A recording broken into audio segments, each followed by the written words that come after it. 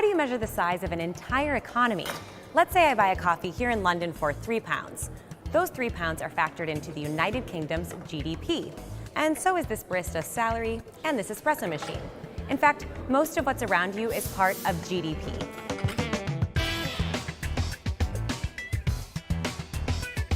GDP is an important gauge of the overall health of an economy. It stands for Gross Domestic Product. Simply put, GDP measures the total value of all goods and services in a country. That means it measures a lot of stuff worth a lot of money.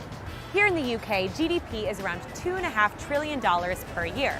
In the United States, the world's biggest economy, it's around $19 trillion every year. How do you get to these numbers? Well, you can calculate GDP in a few different ways, but the most commonly used equation goes like this. Consumption plus investment plus government spending plus net exports equals GDP. Let's break that down. Consumption is another way of saying consumer spending.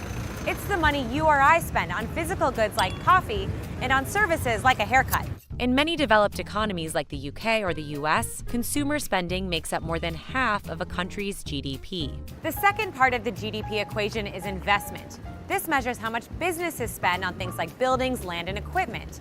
It also includes a major consumer investment, buying a home. Investment can take a hit when the economy is suffering. You can see in this chart domestic business investment plummeted in the US during the financial crisis. That's because companies were trying to save money instead of putting it towards things like factories, machinery, and equipment. Okay, now we get to government spending. This is the money local, state, and national governments spend on things like roads, schools, and defense. Government spending varies a lot depending on each country's approach to public goods and services. Take, for example, France, where government spending amounts to roughly 56% of GDP. That's compared to 41% in the UK and 38% in the US. That brings us to the final part of the GDP calculation, net exports, or exports minus imports. A lot of countries have negative net exports, meaning they bring in more products than they send out. For example, the UK imports around $1 billion worth of coffee every year, but only exports around $315 million, meaning its net exports of coffee are negative. Countries around the world collect data on consumption, investment, government spending, and net exports. This makes GDP a universal measurement and a way for countries to stack up against one another. But it's not just the sum of the equation people look at. You'll often hear about the GDP growth rate, or the percentage change in GDP over time. Generally, if an economy is healthy, GDP growth expands. If an economy is in bad shape, GDP growth contracts. 2 consecutive quarters of negative GDP growth are referred to as a recession. But GDP doesn't always give a full picture of the economy. Critics say the equation puts too much weight on production and manufacturing, and not enough on services and the digital economy.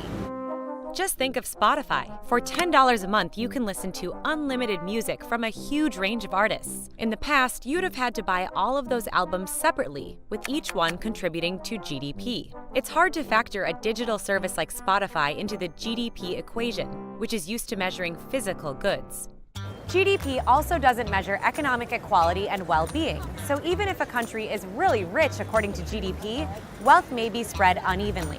Plus, GDP excludes unpaid work, like volunteering for charity or childcare, and it doesn't factor in costs like pollution or illegal activity. Some experts have come up with alternative measures to GDP that measure overall happiness and quality of life, but so far none of these have stuck. Maybe it's just too hard to put an economic value on that first sip of Morning Joe. Hey everyone, Elizabeth here. Thanks so much for watching our video. Be sure to check out more of our CNBC Explains over here and leave us any other ideas in the comment section. Talk to you later.